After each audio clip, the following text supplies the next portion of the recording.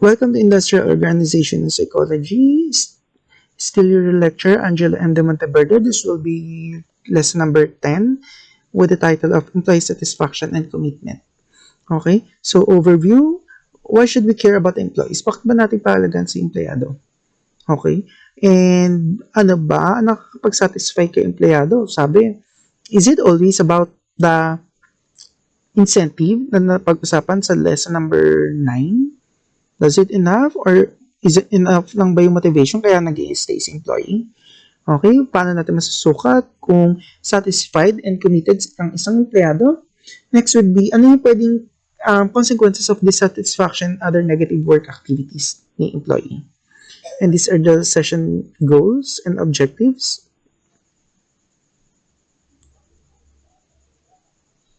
Okay, so what is the best attitude towards our job? Okay, so bakit tayo nagpapatuloy sa isang workplace and ano ba dapat ang attitude natin towards sa work natin? Attitude ba natin na kapag hindi natin nakukuha yung gusto natin, example would be the salary increase, para makompensate yun, kukuha ako ng bond paper, mag-uuwi ako ng mga fastener at pencil pen sa isang organization. Total, hindi naman ako nabibigyan ng gusto kong salary na dapat ay feeling ko, natatanggap ko. Okay, so, bago tayo punta sa pinaka-main goal would be, let's define the job satisfaction. It is the attitude of an employee has toward her job. Maaring, paano ba tingnan or paano tingnan empleyado yung work setting na ginagalawan niya? Maaring siguro na pala-absent siya is because of para sa kanya hindi man ganun kahalaga yung work niya.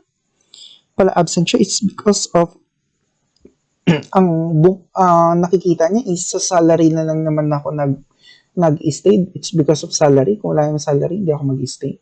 Ganun ba? We also have organizational commitment.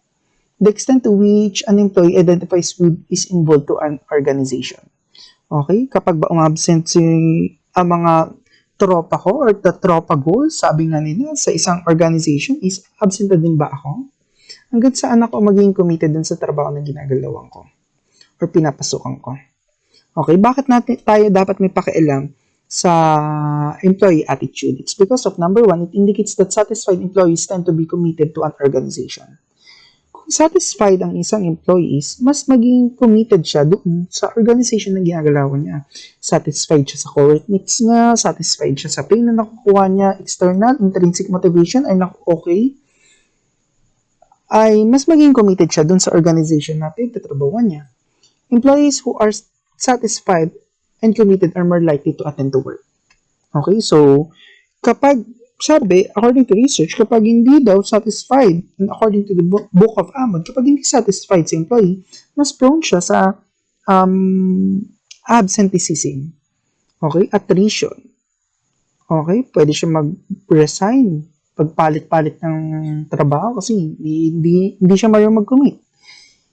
Also, it talks about kung bakit tayo dapat magkaroon ng pakialam sa attitude ng isang ina-act ng isang empleyado. It's because of the stay with an organization. Kasi, sabi sabi sa previous lesson na kapag daw si organization hindi niya na-retain yung mga employee niya or lagi niya umaalis.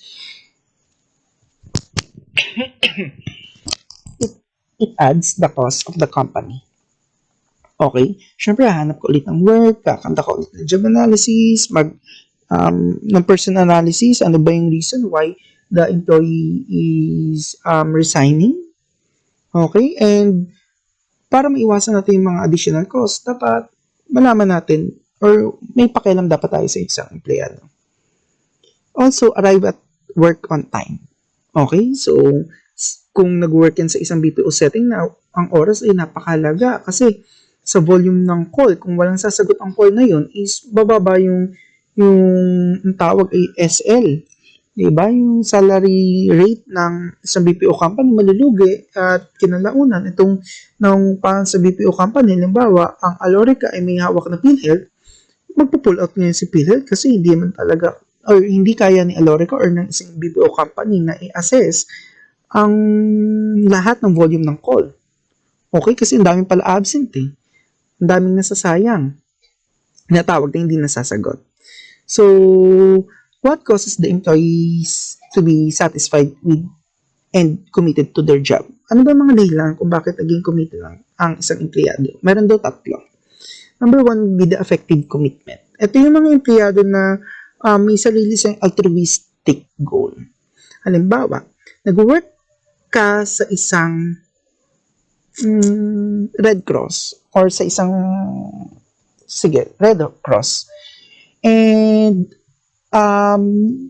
all of you shared with the same perspective na you wanted to help someone else. You wanted to help everybody or people who needs help. Diba? So, both of you has the same altruistic goal, which is to help. And also, naniniwala kayo na itong ginagawa namin ay para sa bayan. Diba? That is an effective commitment. Kasi may affection ka towards dun sa workplace or sa ginagawa mo. Naniniwala ako na dahil sa akin ay or dahil sa amin or dahil sa mga ka-teamwork ko, magagawa namin ang isang bagay na maganda. Something like that. Diba? So that is effective. Your affection towards your coworkers and your affection towards dun sa specific job na ginagawa. Next would be the continuance commitment. When we say continuance, these are people na nagpapatuloy na it's because of they think wala nang tatanggap sa kanila or wala na siyang option na may tatanggap pa ba sa akin? 10 years na ako, 15 years na ako dito. Sayang naman, magre-retire na ako. Sulitin ko na, 5 years na lang naman eh. May makukuha akong pera na ganito. Something like that. Or hindi man ako magaling eh. Kapag umalis ako dito, hihirapan ako maghanap ng trabaho or wala nang tatanggap sa akin. That's the thinking of an employee. And that is literally happening not only in the United States but also happening in the Philippines. Because of scarcity of work, ay nag-stay ka na lang dun sa workplace because akala mo wala nang iba pa na tatanggap sa iyo. Okay? That's why pinagpapatuloy mo na yung sarili. Parang hinihila mo na lang yung sarili mo kumbaga papunta dun sa workplace. Okay? Yun na lang yung pinanghugutan mo. It's because of wala nang tatanggap sa akin. Kaya kailangan ayusin ko na yung trabaho ko. Kailangan galingan ko na. Kailangan maging committed na ako sa workplace. And the last one would be the normative commitment. Normative, it's because it says normative. It is because it's the extent to which an employee feels obligated to the organization and as a result of obligation must remain with the organization. Okay? Papasok ako kasi kung hindi ako papasok, walang ibang gagawa nito kundi ako lang. Walang, kung hindi dahil sa akin, something like that. Kung hindi dahil sa akin ang mangyayari or walang mahihirapan ang mga ka-co-workmates ko. Okay? Ako lang ang makakapag gawa ng ganung type of work. Wala nang iba, kaya obligado ka na pumasok and you feel committed towards to your job. Okay, so that is the goal of this lesson, the normative, affective, and the continuance. Balikan natin. Si affective, papasok, it's because all of you have a shared beliefs. Altruistic goals nyo. Okay? And also, naniniwala, dahil nga sa may affection kayo towards your co-workmates, is, all of you will be, you will be committed. Okay? Kahit continuous, you are committed to your job because akala mo wala nang tatanggap sa iyo. Or, not an akala, but your thinking is such that, na matanda na ako, wala nang tatanggap sa akin, kaya ako committed, kaya papatuloy ko na lang, something like that. Kay normative naman, it's because, you are obligated dun sa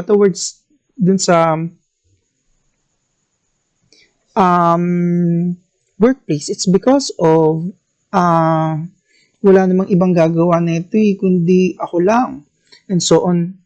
Diba? Pwede din na pinag-aral kasi ako ng company. Kaya ako nagpapatuloy. It's because of kailangan nasuklian ko yung ginawa sa akin ng company na yun. Okay?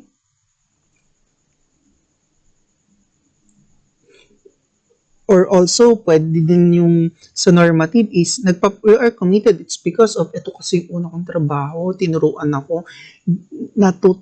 nila akong kunyari, tinuruan nila akong mag-cashier. Okay, sa isang supermarket. Hindi man ako matututo kung hindi dahil sa kanila, kaya ka nag-stay dun sa trabaho na yun. It's because that's what you feel. Okay? That's why you are committed. So, naiintindihan natin yung difference ng tatlo. And what individual differences affected job performance? So, meaning to say, paano ba nakaka-apekto yung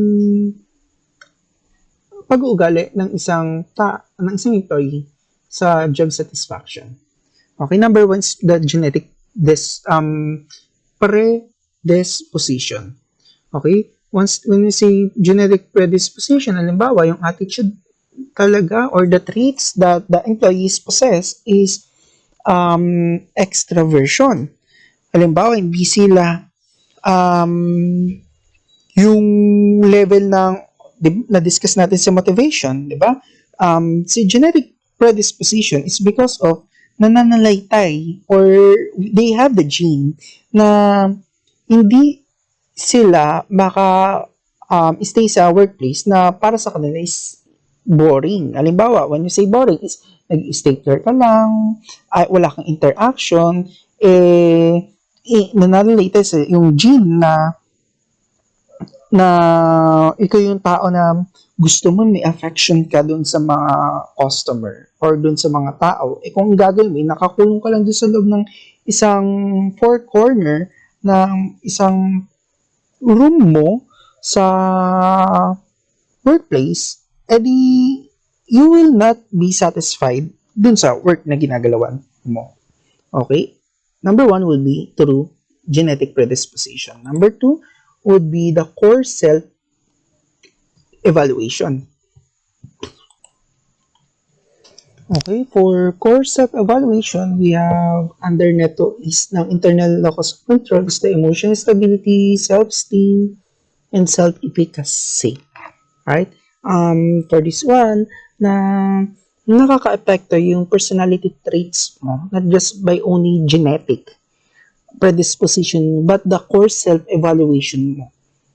Okay, how you perceive the environment that you are working with, the external locus of control, kung paano mo tingnan or i-view yung mga nangyayari din sa paligid mo.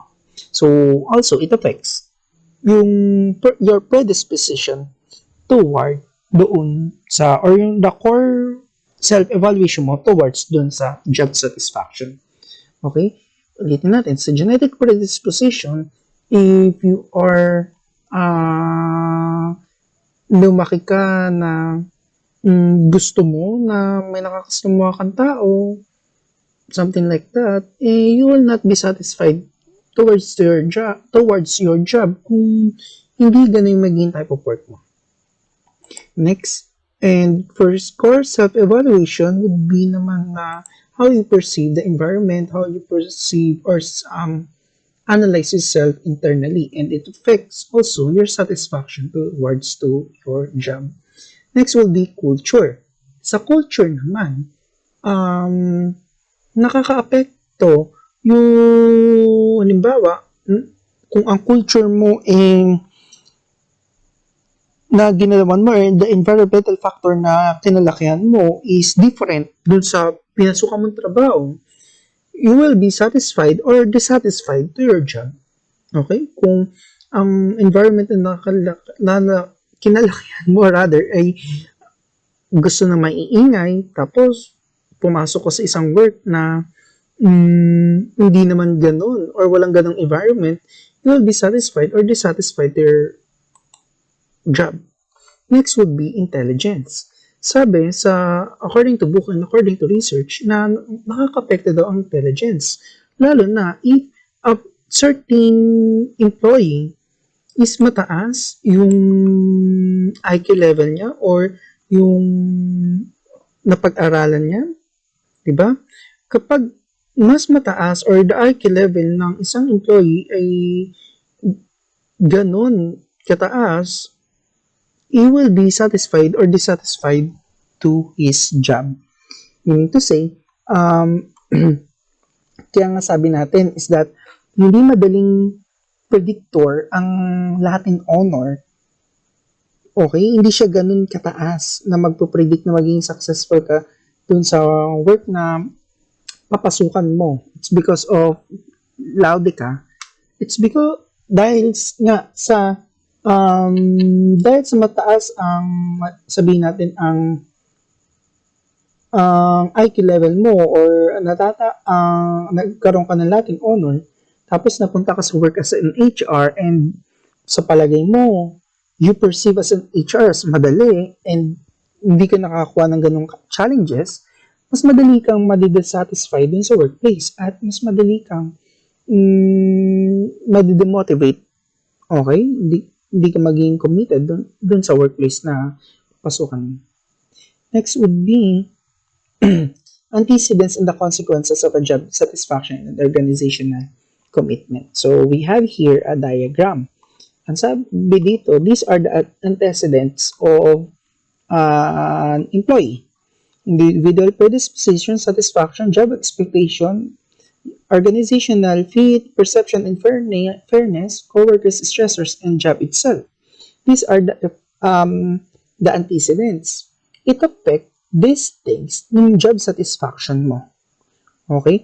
So, if itong mga antecedents na to ay hindi naakma sa in-expect mo, kaya meron tayong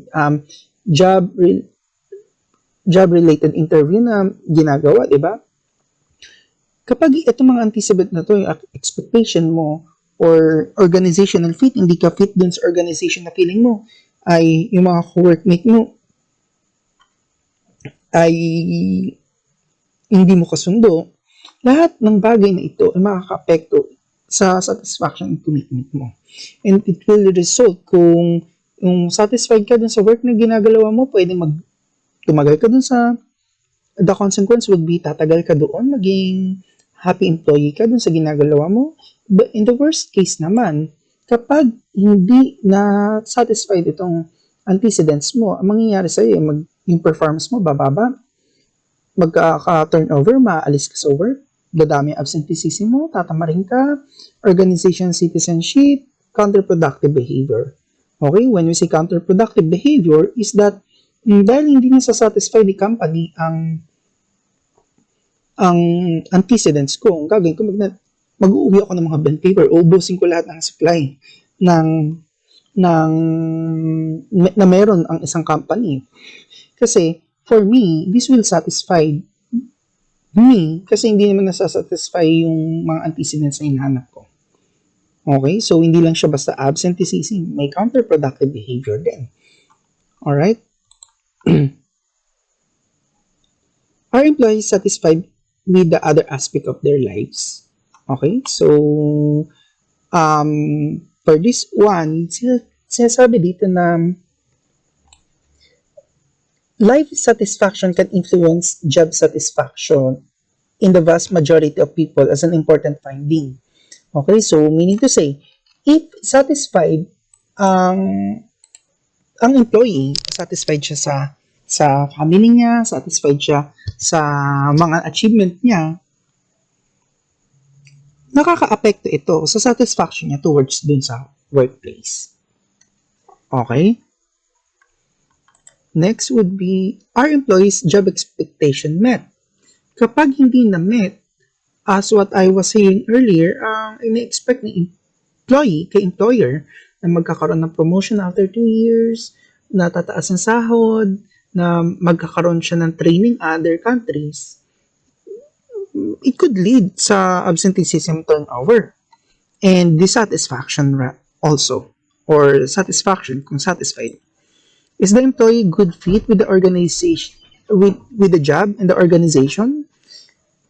Alright, so kung lahat ng employee na ginagalawan niya is ng isang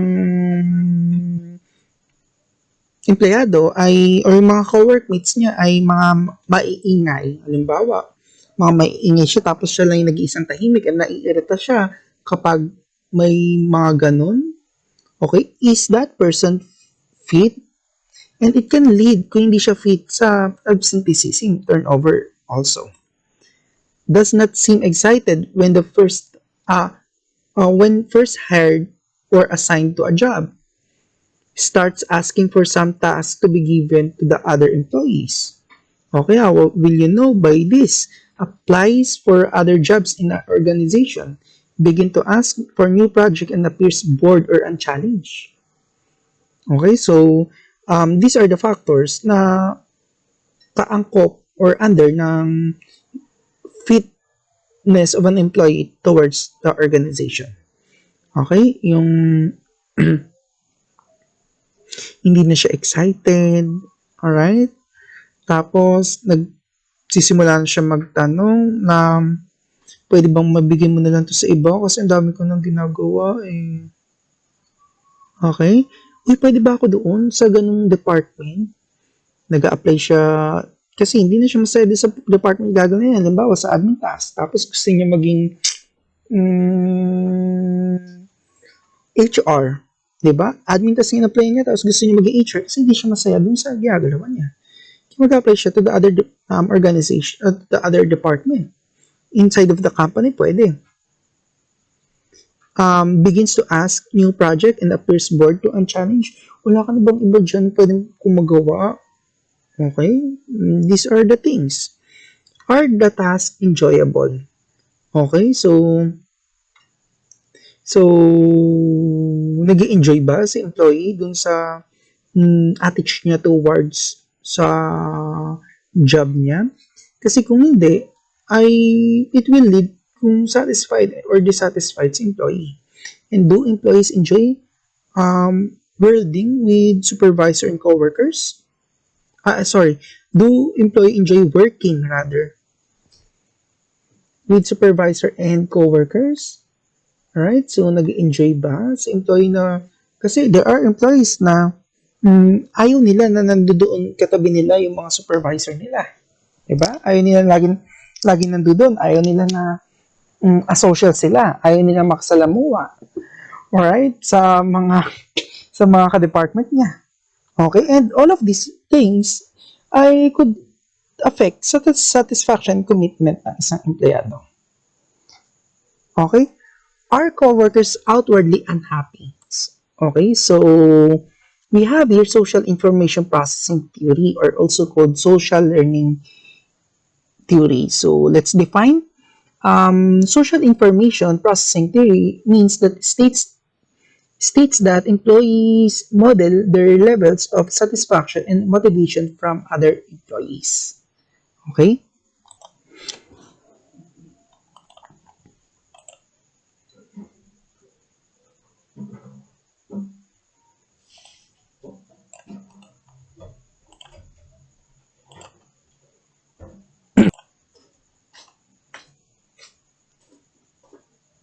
Okay? We have distribute our rewards and resources given equitably. Nabibigay ba ng maayos ang mga reward at mga natatanggap ng employee? Number one, we have distributive justice. Okay? Sa distributive justice, tinitingnan dito under ng equity theory kung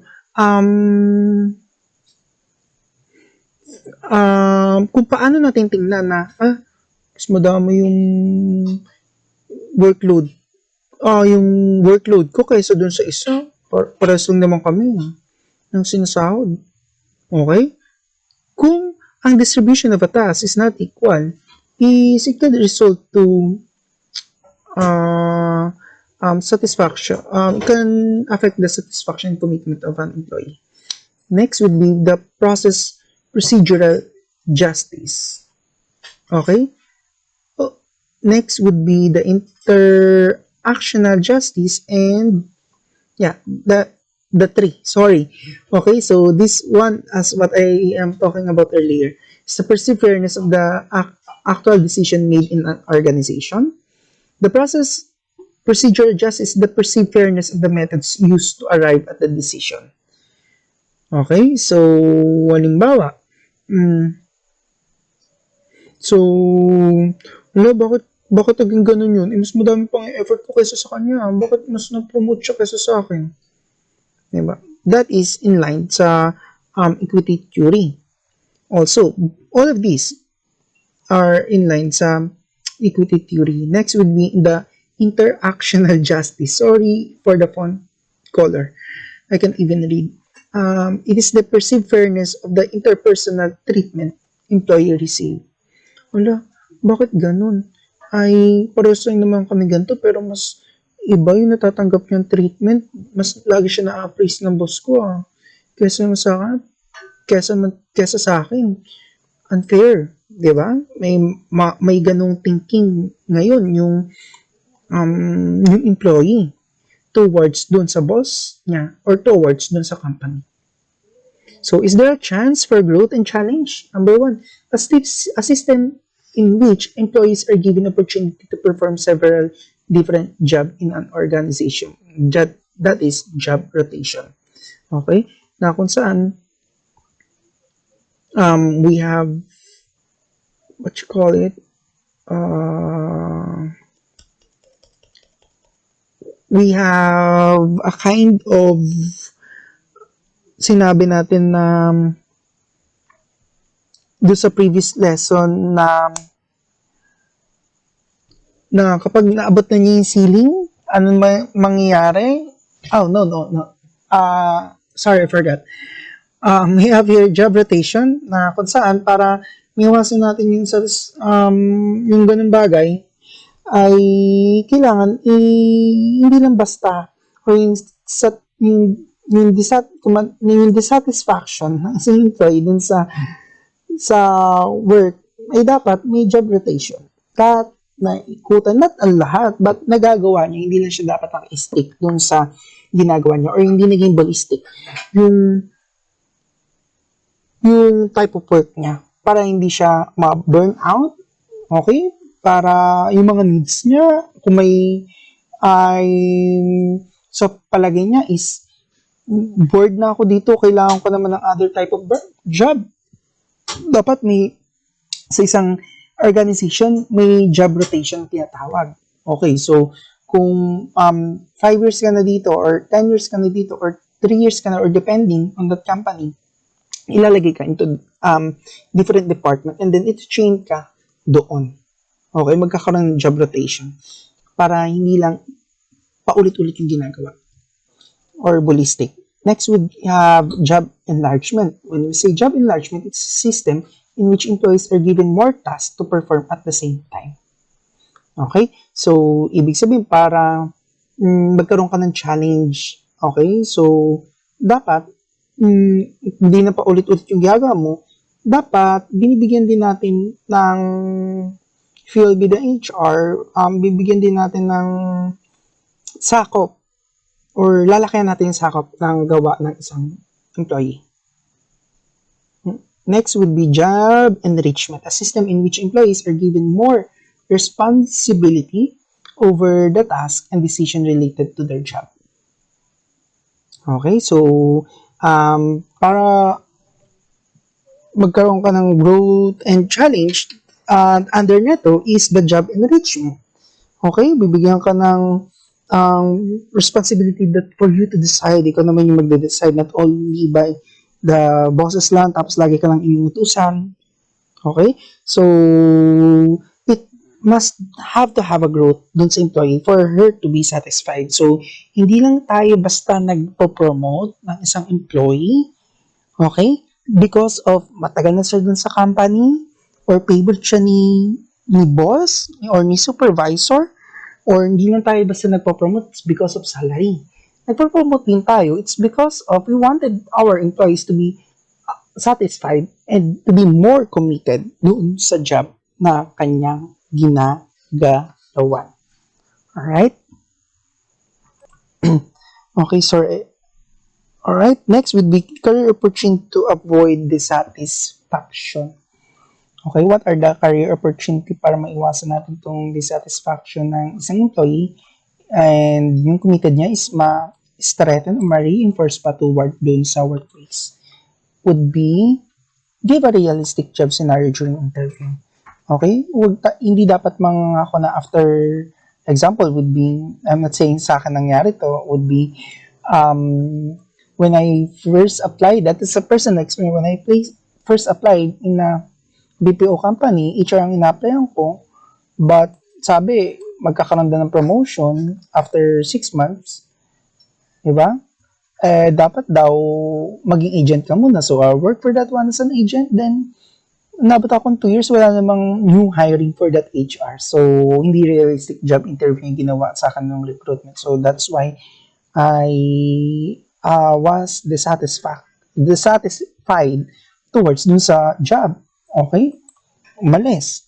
Next would be avoid gossips in the company. According to research na if you want na may sasabihin kang masama towards dun sa company or ginagalawan mo or sa pinagtatrabaho mo rather, ay hindi mo kailangan siyang i-chismis sa mga co-workmates mo. Okay? Bakit? It's because of, if you are dissatisfied to your work, keep it to yourself.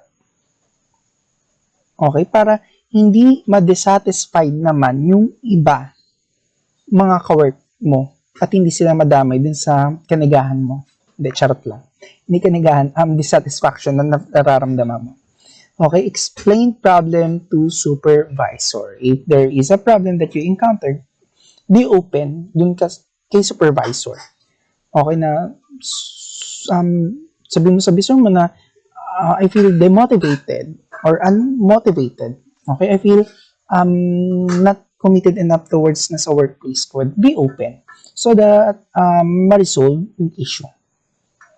During manual appraisal, discuss your learning opportunity. Okay, next. Halimbawa, sabihin mo, nagkaroon ka ng during annual appraisal yan, okay? During annual appraisal, sabihin mo na, palagay ko, kaya ko pa po ng ganito, it's because of ganito, and maiintindihan ka ng supervisor mo. If you are unhappy, keep it to yourself, is what I was saying. Same with the avoid gossips in the company. Okay? Yung huwag ka chismis, i-chismis mo yung mga negative about the company. Okay? So that yung iba, hindi kumalat yung mga information. If they are satisfied naman, hindi sila may mahawaan ng dissatisfaction na nararamdaman mo. Okay? And consequences of dissatisfaction and other negative work attitudes. Okay? So, ano ba yung pwedeng kaharapin ng isang employee if they are dissatisfied doon sa work? Okay? Na ginagawa nila. First would be financial incentives. Oh, sorry. Let me just complete this everything. I didn't know what happened. Okay. First would be the absenteeism. Dadami yung absenteeism ng isang employee. Okay? If they are dissatisfied. Next would be linking attendance to consequences. Okay? So, with this, memo, okay, you will be receiving lots of memo. Next would be reward for attending. Okay, give reward for attending. Yeah, tama. Attendance can be increased through the use of financial incentives. Okay, and halimbawa, sa isang workplace, kapag na-complete mo, wala kang absent sa buong month, magkakaroon ka ng incentives. Okay? Kung hindi naman, is wawalan ka ng incentive. There are protocols na gano'n, lalo na sa mga BPO, such as the financial incentives. Okay? And also, games. Second would be financial bonus. Meron pang, after ng financial incentives, meron pa tayong financial bonus. Sorry, I forgot to include that one.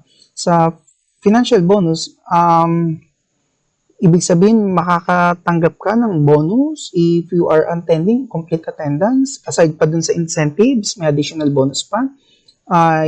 What else? You will be liable sa games.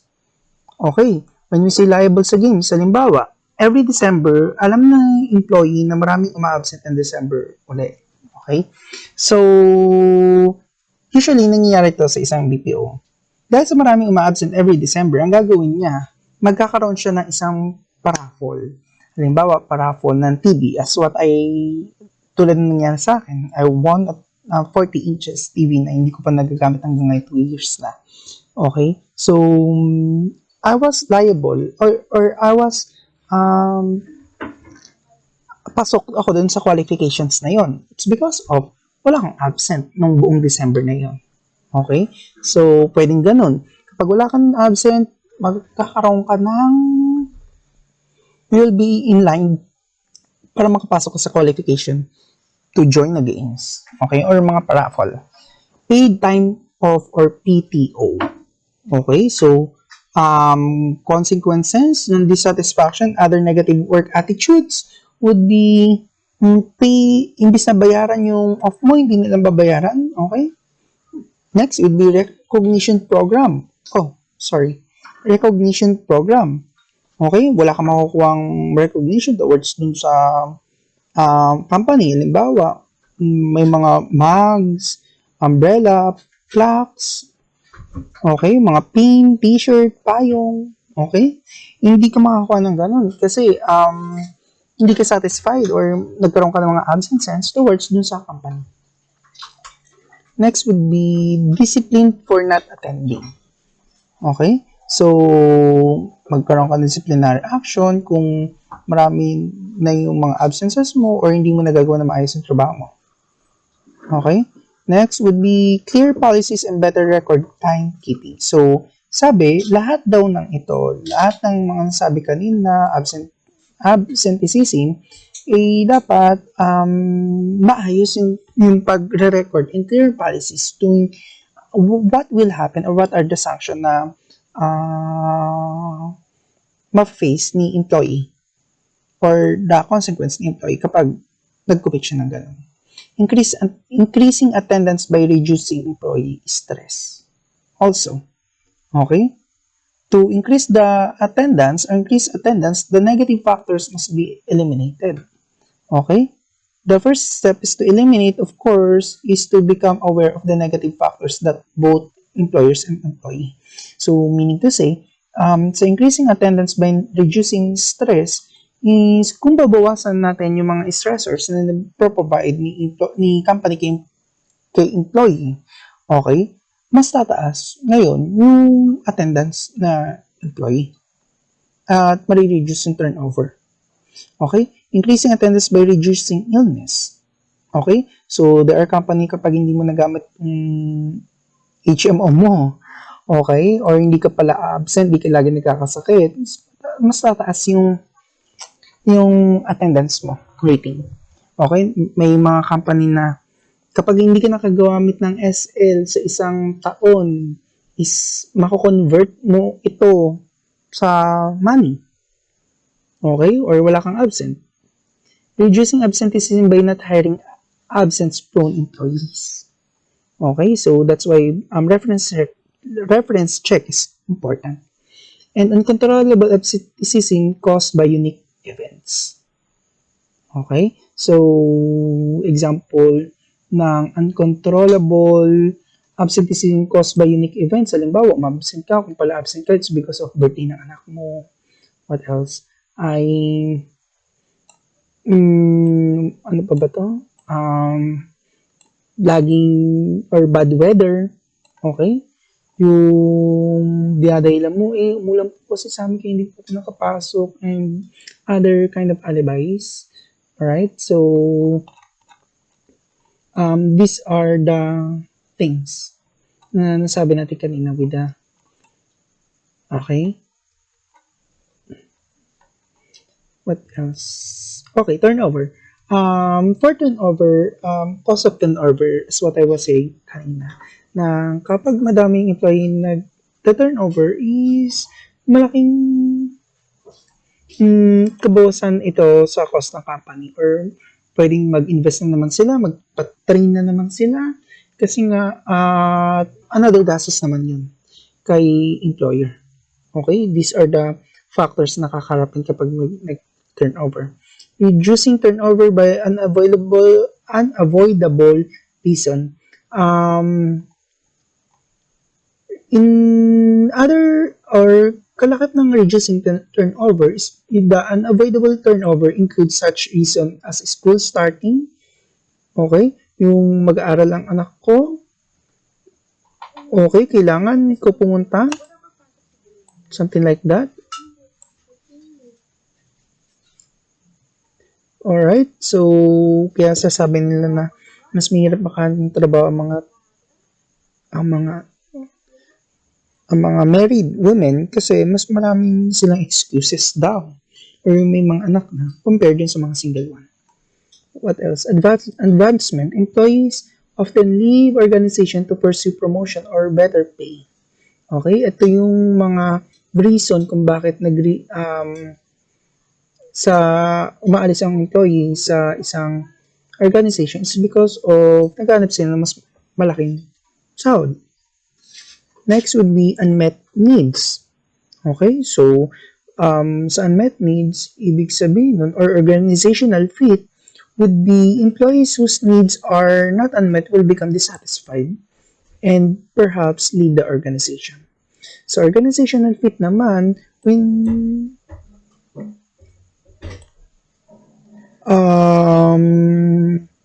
hindi sila fit dun sa organization na yun na kinabibilangan.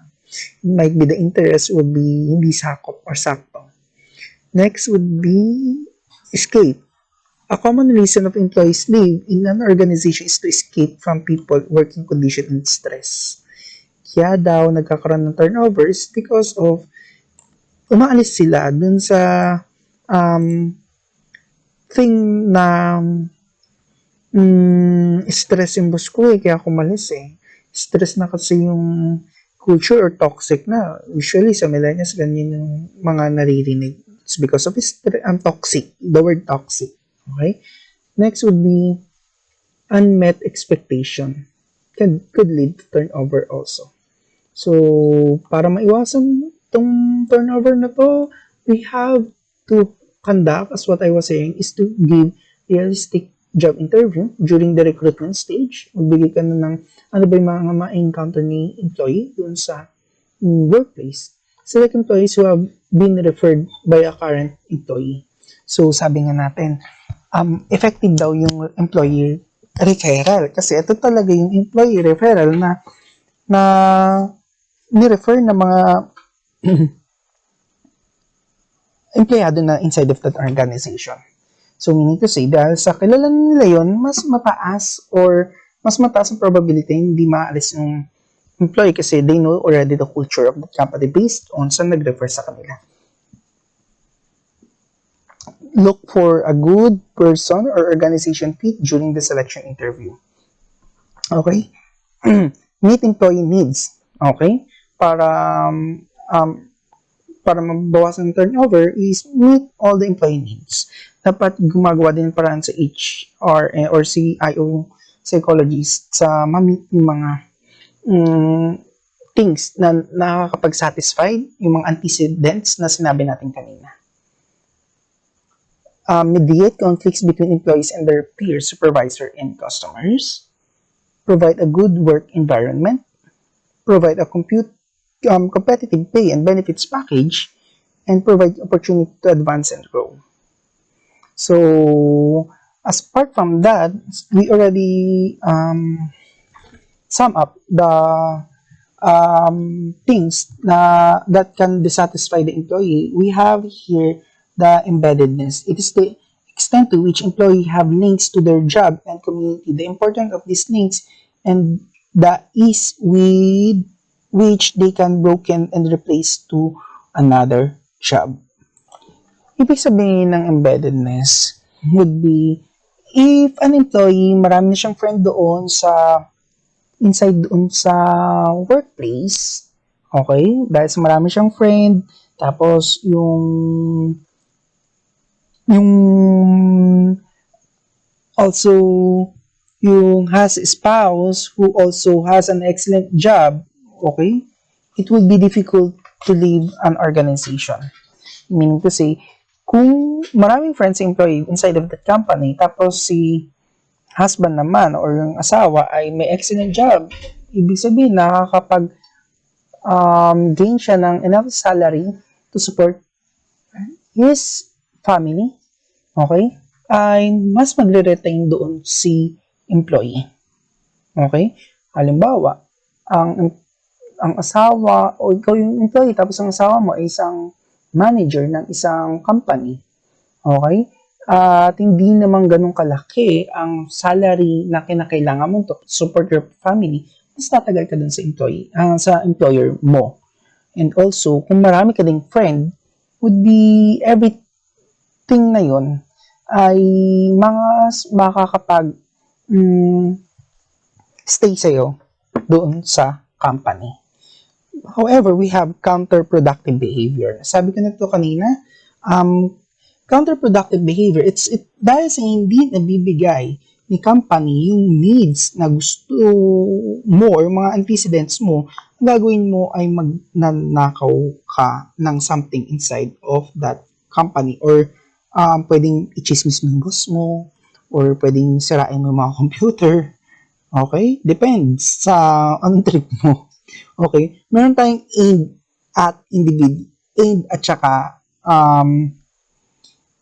individuals rather, at saka aimed at the organization.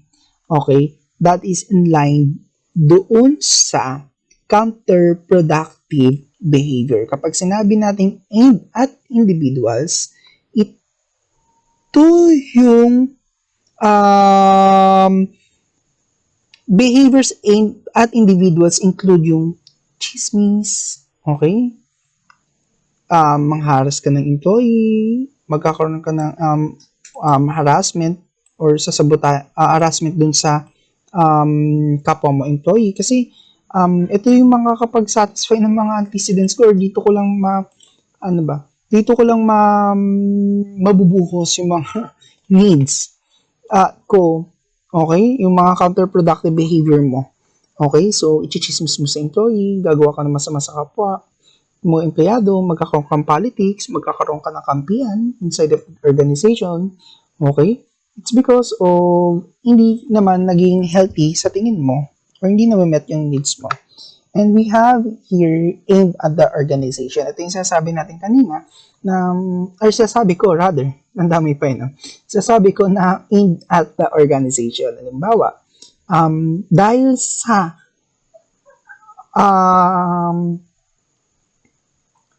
unhappy ka dun sa workplace mo, ang gagawin mo is sisirain mo yung mga gamit.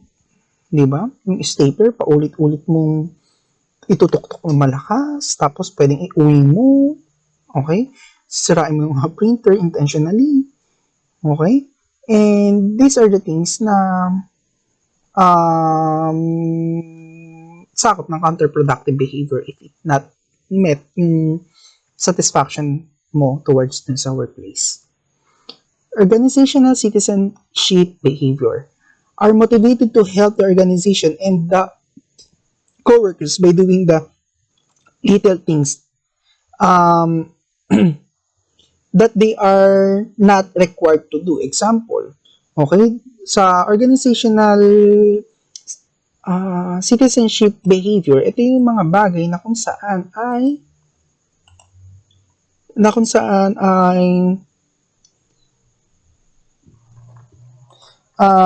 tumutulong tayo sa kapwa natin inside of the organization. That could lead also sa satisfaction. Okay? Halimbawa, example is may bagong empleyado and you wanted to learn or you wanted to teach that empleyado, ang gagawin mo would be tuturuan mo siya. Ikaw na yung mag-initiate, ganito ang tamang pag-photocopy. Okay, kung may new employee. Okay? So, it's a good way to compensate yung dissatisfaction mo towards dun sa company, yung organization citizenship behavior. Na makakatulong dun sa employee. Behavior that are not part of employee job, but that make organization a better place to work. Helping others, staying late, ang gagawin mo is, mas matagal ka mag-stay din sa company. It's because of, you will be committed dun sa ginagawa mo. Okay? And I just want to leave you this kind of quote. And if you are not making much money doing what you hate, then break free. Follow your dreams and be a writer for the same rate. Meaning to say, kung hindi ka naman kumikita ng milyones sa hindi mo naman gusto ng trabaho, unless, di ba, kumikita ka ng malaki, kahit na hindi mo gusto yung isang trabaho, feel free to break free. Okay? Umalis ka dun sa work na yun. If it's not satisfy you anymore. Okay? Than to waste your time sa hindi mo naman talaga gustong gawin. Okay? And if you still have questions, please ask me during synchronous. And thank you for listening again. And this will end the lesson number 10.